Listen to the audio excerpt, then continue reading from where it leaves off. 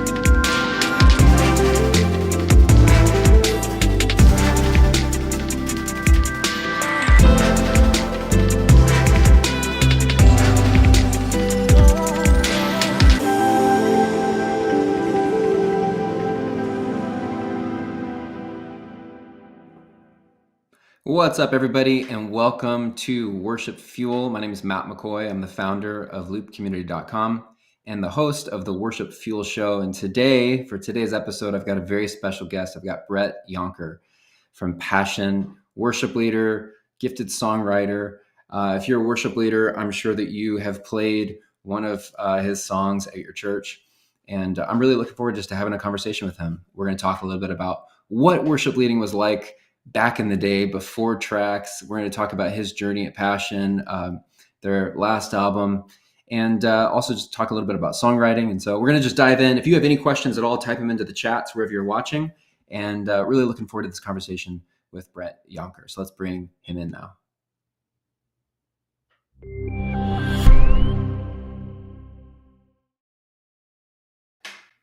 What's up, Brett?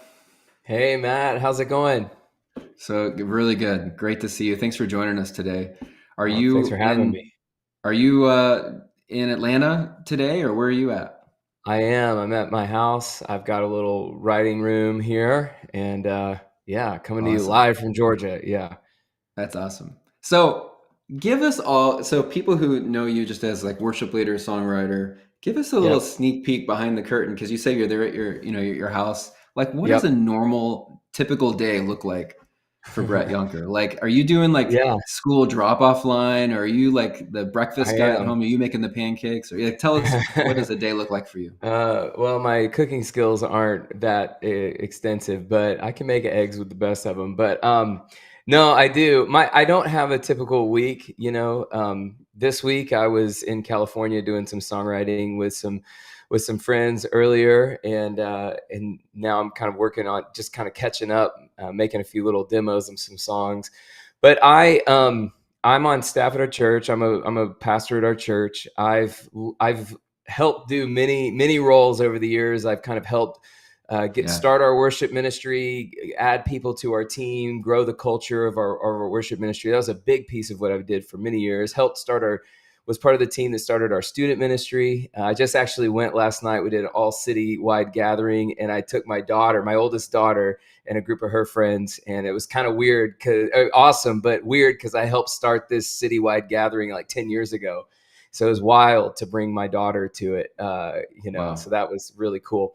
And and then I've helped lead young adults over the years. But my primary role now is we do a 5:00 gathering that meets on a Sunday night, probably about 8 or 9 times a year. And we have 3 locations in Atlanta. And at that gathering, we use it for like house-wide moments. So whether we're praying as a church for the conference Passion, the conference, or maybe we'll do an album release, or in the summer, we invite guests to come in, guest speakers, like we had Sadie, Robertson Huff this last August, Jackie Hill Perry in July, Matt Chandler was there in June, or Josh Baldwin. You guys, I'm sure, have interacted with Josh over the years. So that's a great opportunity to just reach out to the whole city. So I give leadership to that gathering at our church, as well as I lead worship pretty regularly on Sundays, not every week. We have a large team of people who are doing that.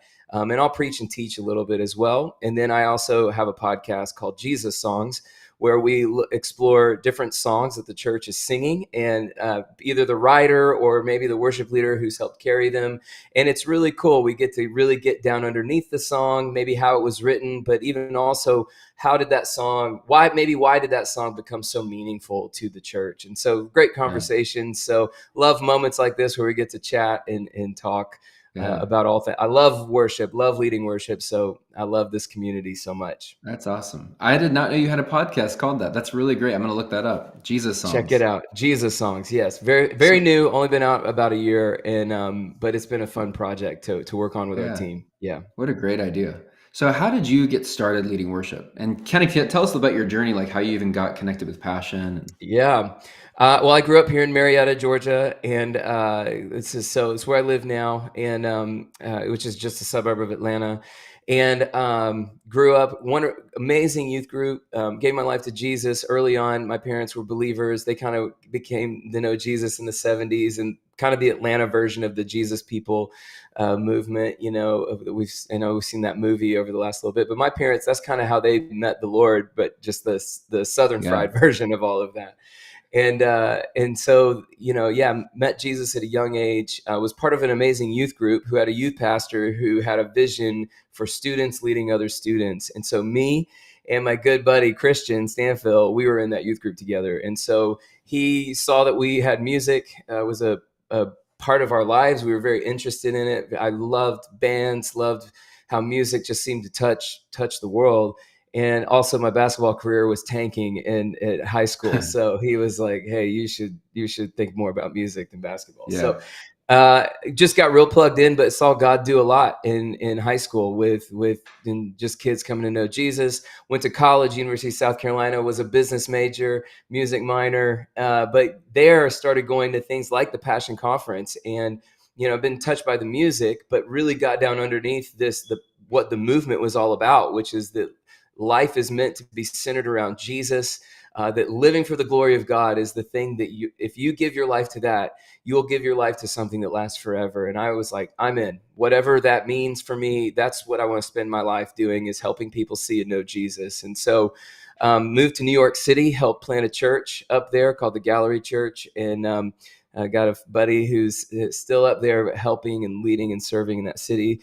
And so it's really great. But moved back to Atlanta, traveled around, led worship at a lot of student events. And a lot of those guys that traveled with me, we were 20 somethings, and they were had just been teenagers at the time. I was like their big brother. Anyone that called up and said, we've got students and we'd love for you to lead worship, we said, great, we'll be there. That's where we started writing songs. And in that same time window, I was getting married to my wife, and Passion City Church was starting.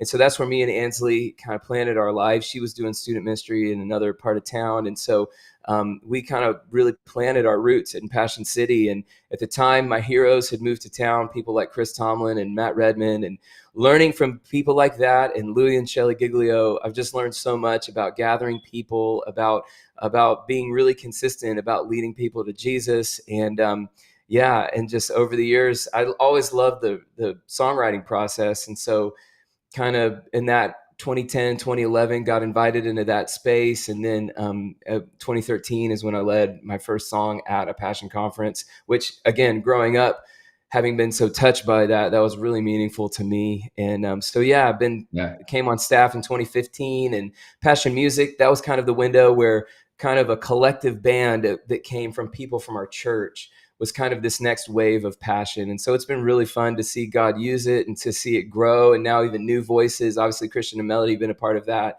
but you've got people like Chittima and Landon, and really grateful to be a part. We've got 3 kids and a dog, and just out here, just trying to live our life, just trying to give it all we got. Yeah, exactly. Yeah. What was the song you sang at Passion, the first song? Oh, that first one, it was called Burning in My Soul. So it was a song on the Let the Future Begin album. Wrote that with Matt Maher and Jesse Reeves, Daniel Carson. And so loved it. It was awesome. A fun song for the moment. Yeah. That's awesome. Well, thanks for sharing your journey there. So you've been a worship leader for a long time. I have. And I'm thinking about like when you were, touring around and playing at all the youth camps and stuff. Camps. Yeah.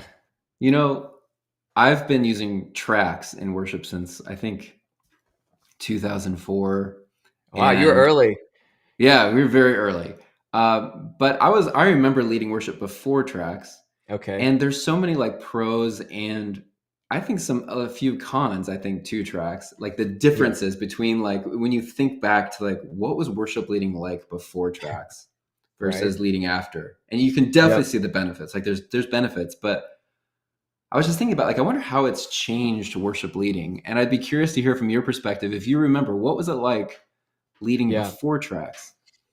Yeah. Well, I always wanted them. And, it's funny too, because being a college student in the early mid 2000s, we didn't have access to like how to do, there was there's so much great resourcing now about how to do stuff, which is amazing. But Yeah. at that time, if you were a musician, you were also kind of like a wizard, and you're like, how does the Yeah. David Crowder band make those sound? Like, how do they do it? Like, they were the ones Yeah. for me that were on the forefront of that. Yeah. And and everyone, I think in that era, was trying to download things like Fruity Loops and I remember Reason.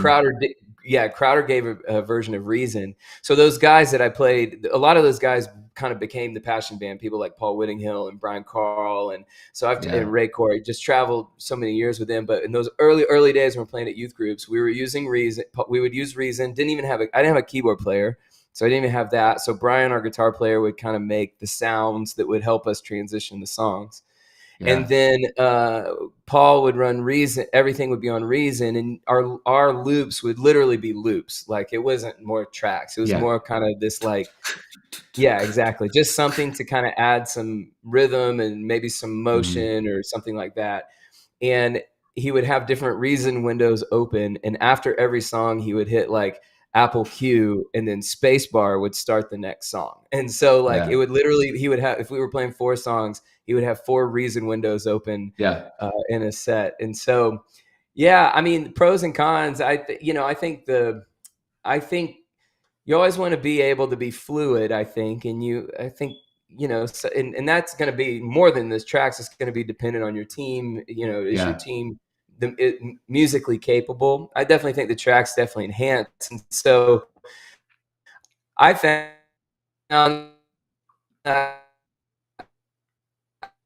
I usually do, which is cool, but but every now and then you might want to go a different route. And so I think being able to be flexible, and I think if you've got people to be able to help you do that, you can do that with tracks. But that was probably my biggest pro. Obviously, in the days without tracks, it was just like, hey, we can go here and do whatever we want, and it's great. So it's funny because I was thinking back to like when I first started leading worship without tracks, like no tracks at all. I had never even heard of anybody using tracks. My worship steps probably went from like being like 45 minutes down to like 17 minutes, because I feel like it was just so much like tighter without tracks. I remember we used to just flow all the time. Like we would do, we had like 4 songs in the set, but we probably like repeated stuff a lot.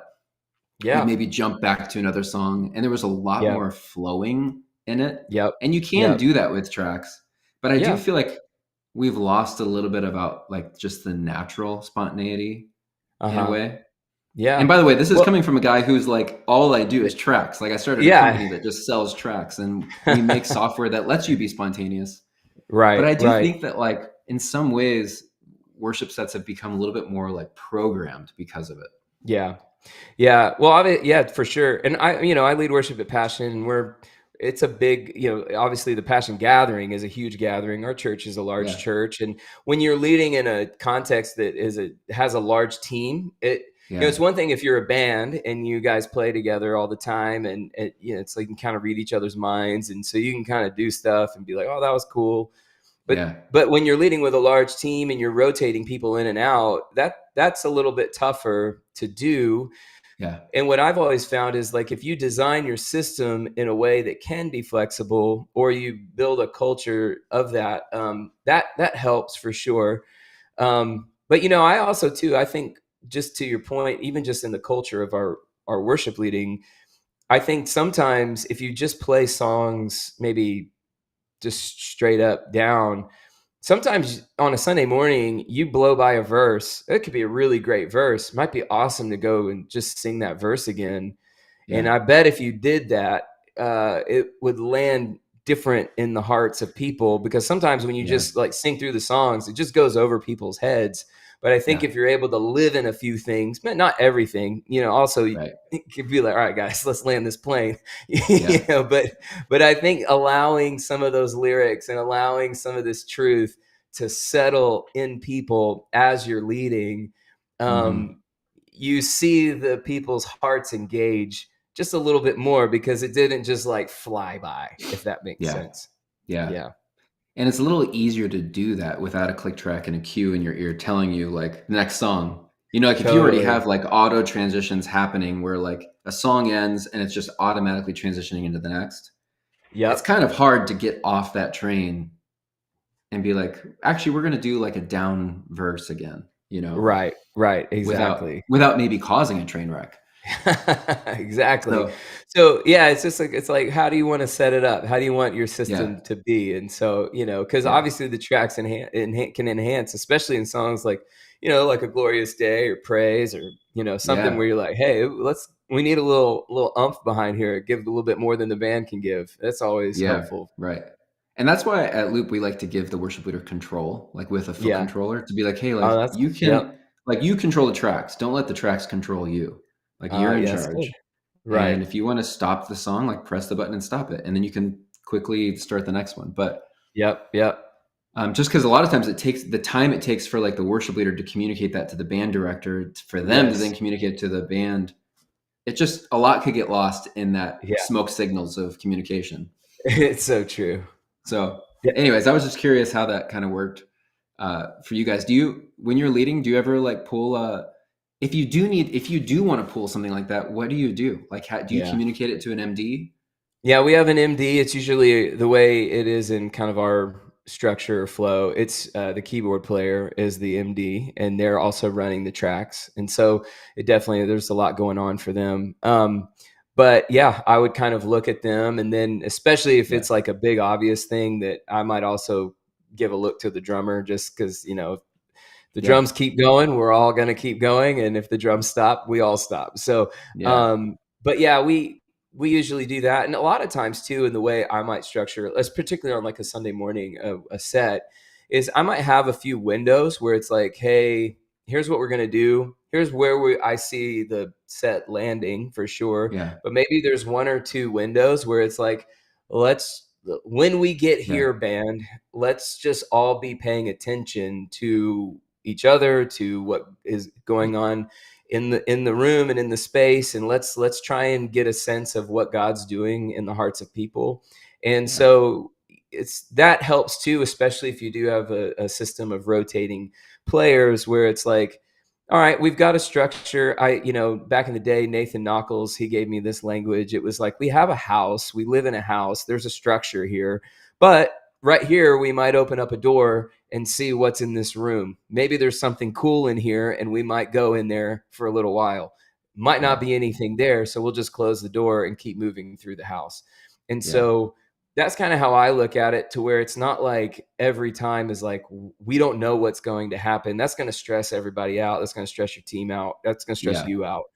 But because I'm one that also, I kind of hold the hopefully you're seeking God's direction. The leading of the Holy Spirit is working in the planning and the prep and the conversations that happen prior. But yeah, this is where I've learned this a lot from Louis and Shelley. We have lots of planning, lots of prep that go into the gatherings that we hold and that we do. But when we get to the actual moment, there is a lot of open-handedness as well. And in fact, I mean, you definitely mm, hear that on Call on Heaven, on our latest record. The last track is from Agnus Dei. That was a moment. If you were there at Passion, you remember it was it was heaven on earth. And this isn't like worship leader hyperbole, like, but yeah, it was something. It was in the last morning of Passion. We'd been there for almost a day and a half, basically. And Christian just felt this sense that God wanted us to stay and to to lean into this moment that we were in a little bit.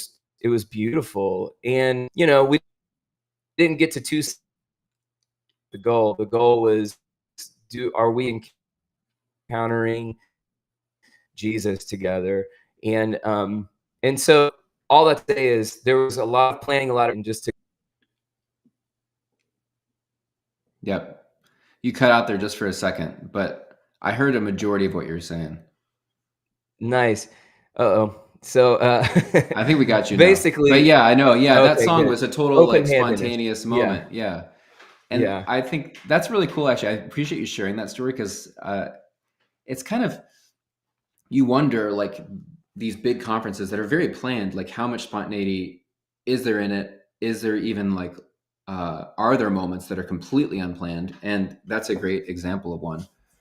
I have a Yeah. question for you that a lot of worship Yeah. leaders are facing challenges with getting their congregations to participate and getting them to sing and engage and actually like participate, like not just stand there and watch, but really like, hey, let's worship.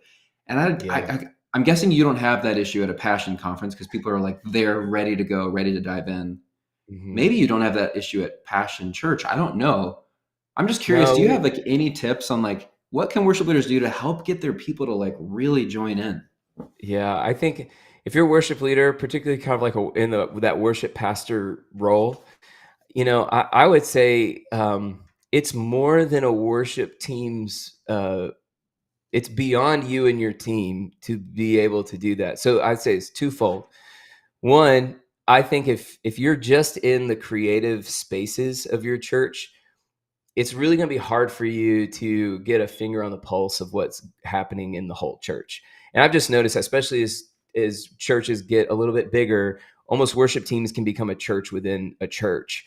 But yet, so you kind of lead in a very like, this is really great for creatives and worship leader types, but like for the guy that has the sales job or the teacher or the lawyer, like you're just not connecting into their space as much. And so I just encourage anybody, if you're on the worship team, you've got to fight that and you've got to get in spaces of the people of your church. You'll be a better leader. You'll have a better sense and you'll have more trust from them to do stuff, to participate. The other side of that is trying to get other pastoral figures on board to really create a expressive worship culture. And so if you're the only one that's expressive in the leadership of your church, it's kind of an uphill battle a little bit. But for us, Louis is a worship leader at heart, Pastor Louis, and so and the other pastors of our church help stoke that fire so that when they get up after the music, they're not like, okay, well, that part's done. Now it's like, no, we worship as a church. And then I also think it's just creating that culture. Maybe you need to show up with some scripture to talk about the lifting of hands and the shouting of a voice and and to just maybe constantly bring people along. But, so call people up to it. And then the other piece of it is might be a little controversial here in the Loop community, but if your worship team is never in the gathering ever, you're going to have a really crappy worship culture. And so if all your worship team only ever goes to the green room and they're never participating in worship, you're not going to have a very participatory thing. And so I would even just start there to say, guys, ladies, get out and be if you're not scheduled, if you're not playing drums that day, be part of the people. And that's how you begin to create a participatory worship culture. Is you be among the people, you be a part of the people, even when you're not there, up there leading and playing music. And I think over time, it's not going to be like from, a couple Sundays of doing that. I think you do that. And then a year from now, you go, wow, people will seem to really lean in to what's happening here. Those are some great practical tips. I love to, it's funny because when I think about churches that really have strong worship cultures, it's always like the lead pastor is almost, they're a worship leader almost before they're a preacher. Like they just love worship and they love worshiping and it kind of does like start at the top in a way. Truly. And again, no, I know that's not the case for everybody, but I think, you can, I think you can help cat lead up or help cast vision for a leader who may that might not be their primary value. Yeah. But you could say, hey, I think this would be good for our church. Here's why.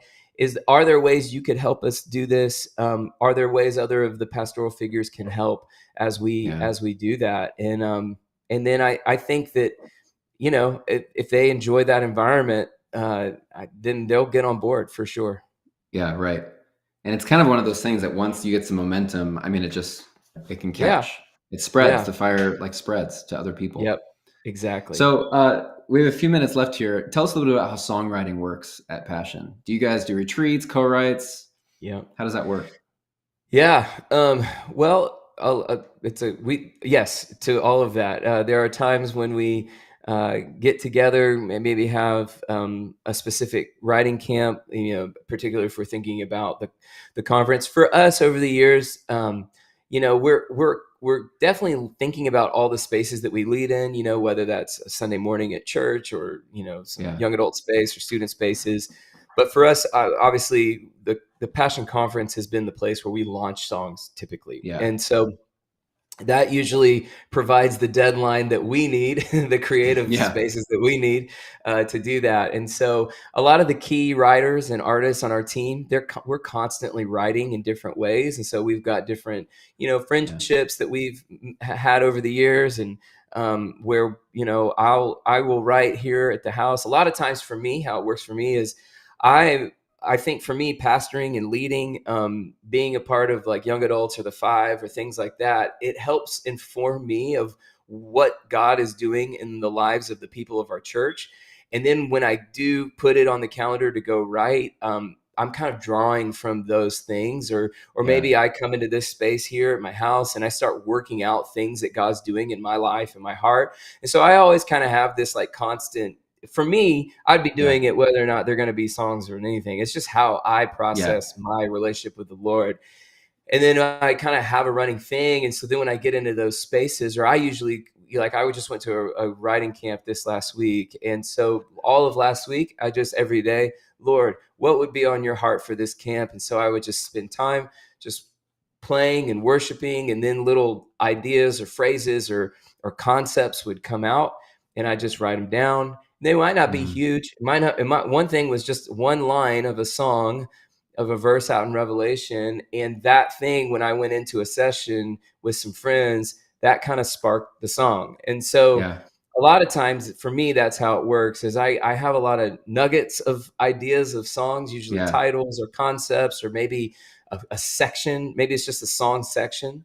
And that song section might spark the rest of the song. But I usually co-write all the time. And then our team we'll all put the songs into a pot. And then there's a lot of people on our team. And Louie and Shelley are a huge piece of this process of just kind of really getting a sense of what's the song for this moment, for this season. And so, that happened last year. Songs like He Who Is to Come kind of rose to the top. Lord Will Provide, just these big songs just started to kind of solidify. And then we're like, oh, these are the ones that we need to kind of carry into a space like Passion. Yeah. So practically, when you say like we put them into the pot, like how do you collect these songs? Like how do you share them? Is it that you throw them into a Dropbox somewhere and send out links? Or if you write a song on your own, how do you actually share that with people? Is it a designated time and place, or? Yeah, well, a lot of times it's so we have a amazing dude named John, and he helps with our label team and with all of us as artists and writers that are part of Six Steps Records. And so he usually is just, we're sending songs to him, but then there might be a time where he's like, hey, let's hey guys, all right, for real, we need to get the songs in. And so we'll get them to him, and then exactly. And then we'll kind of and then there's usually a conversation between us and him, and just like, hey, this, of the ones I'm sending you, these we're feeling this, or this feels like the ones that I feel like in this season. And so he'll kind of take all of that. And then there's a greater team that will kind of listen down through the songs as well. And usually it's just a bunch of triangulation, and then a few lists get made, or a few songs, and then we'll all kind of so then that's kind of where I might hear songs that Christian or Melody or Chittima or whoever have been a part of, and then oh wow, that's really cool. And so Yeah. we'll all start to triangulate, and then usually the right thing for the right moment rises to Yeah. the top. Yeah. Do you guys already have all the songs ready for Passion Oh 25? no, I mean they might be written already. I'm not Yeah. sure, but we no, we don't know yet. So Yeah. yeah, So tell us about Call in Heaven, and then we'll wrap this up. I want to hear about the last album you guys released, Call in yeah. Heaven. How Oh, have you seen that impact the church? yeah, I mean, it's one of our favorite records in a few Yeah. years. And honestly, these songs just really, represent what God's doing through people. And God's moving so powerfully through young adults right now. And so this gathering of 18 to 25-year-olds, I think this music is just really representative of the move of the Spirit of God in young people Mhm. right now. And so yeah, I mean, we're leading these songs. They've meant a lot to our church, and really, like He Who Is to Come, just Yeah. singing about the second coming of Jesus. That's so important for the church to do, because when you think about Christ coming back, it's what gives us hope. It's what anchors us in a world that seems so unhinged. Yeah. The Lord will provide is a song of God's provision, even in the midst of, like, I don't Yeah. know if this is going to work out, but that Matthew 6, don't worry about your life, but trust that if God's Yeah. going to take care of the sparrow or the flowers of the field, He's going to take care of you. And so I think songs like that have been so important. Yeah. I love that song. How great is your name? Cry out. These songs of high praise are on there. And we just really seen that, that if just, I see that with young adults, just that high praise thing is, I think there's so much is like looking at ourselves, a lot of self-help, a lot of this, but when you fixate on Jesus, so much of you gets transformed. And so I think those songs have been really important. Fall Like Rain has been so special and so meaningful. We Yeah. sang that last night with a bunch of students in the room. And yeah, just that desire for the Holy Spirit, the power and the presence of the Lord, and Yeah. how awesome that gift is to us. And Yeah. so, yeah, just so many great songs on the Yeah. record. I'm basically going to go through the whole track list with you, but I it's been love it, awesome. man. But I really think that's what I think. I think that record just is expressing what God is doing through young people, and you see that through the history of the church. Every great awakening, first great awakening, you have this Yeah. explosion of hymns and people like Charles Wesley and Yeah. and all of that. And so wherever God is moving, you're going to see music is accompanying that as well. Mhm. So yeah, A second ago, before I let you go, you yeah, said a phrase called high praise. Can you yes. expound on that just a minute? Like, what do you mean by high praise and high praise songs? High praise songs, I guess, for me are those that are like, the How Great Thou Art and How Great Is Our God, or, How Great Is Your Name is a song on Calling Heaven, Cry Out, where these are songs that it's literally like it's so Godward focused in the sense that, I think you can come in and declare what God has done for you. You can come in and Mhm. worship and declare who you are in Christ. I think a great example of an identity song is like Who You Say I Am, Yeah. and there's so much that is so great because it's aligning who you are with who God has said you are in His Yeah. Word. So those are great songs. We need those songs. You have like war kind of songs where it's like you're declaring, okay, I think of No Longer Slaves, such a Yeah. great song. But then you got songs like High Praise, when you sing a song like How Great Is Our God. And as you sing of the greatness of God, it's Agnus Dei, I mean, another high Yeah. praise song. Yeah. As you are, it's like it's what's being sung in the throne room. When you get a window from the Apostle John in Revelation, you get a window into the throne room of heaven, like Yeah. in Isaiah. And so as you sing things like the words like holy, holy, holy is the Lord God Almighty, worthy is the Lamb who is slain. And as the Yeah. church sings these songs, we transcend into the throne room of God with Jesus, and we begin to catch a vision of who Jesus is. And those are Yeah. words that are only reserved for Him. There's other words that we'll sing in songs, but you can sing those in other songs. But when Yeah. you start singing words like holy, holy, holy, and worthy is the Lamb who is slain, those are words that are only reserved for Jesus. And so Yeah. that's what I mean by high praise. And again, it's really cool because as you exalt Jesus, we Yeah. get so much benefit. We get lifted up. We get hope. We get a right view of who God is. And so Yeah. I love that. And the church, as the church, we need the full diet of songs. When you sing the gospel Yeah. story, another song on Colin Heaven's, a song called Nobody. When you sing the power of the gospel, of Yeah. the cross and the resurrection, that's going to Yeah. do something in people's hearts, And so Yeah. we need all those songs. But yeah, high praise. We Yeah. definitely need that in the mix for I sure. wanted you to share that because I think that if you're a worship leader and you're taking people somewhere on a journey, like that's the Yep, destination. Like that's the end. You 100%. want to get people to the high praise moment. It's kind of like Yep, I had a pastor who talked about like the temple courts. Like the first song is like you're on the steps, like saying, "Hey, everybody, come on and let's gather and worship yeah, together." And then yes, song 2 or 3 is like, "Okay, we're in the temple now." It's like, let's talk about what God's done, like testimonial yeah, songs. yes, And then you've got like the more like songs that are personal, like you and God. And then in the yeah, middle, like at the end, yeah. you're in the Holy of Holies, and it's just it's vertical songs. It's songs right So to the Lord. so true, so true. And But that's a great way of describing it. yeah, it's the destination. Well, Brett, I appreciate you taking the time to have this chat. We covered a lot of different topics. I threw a lot at you, Absolutely. different No, it's angles. great. I love it. But I love it all. And so grateful for you, grateful for yeah, this community and yeah, just all the men and women out there just trying to lead people's hearts to Jesus. So keep going. yeah, yeah, that's awesome. Thanks for joining.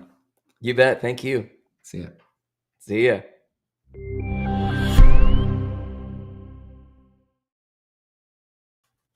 All right, guys, great conversation with Brett Yonker. Type down in the comments what's one thing you're walking away from this conversation carrying. We talked about a ton of stuff: worship leading with, without tracks, what that was like, songwriting, worship set building in a way, how to get your congregation to sing.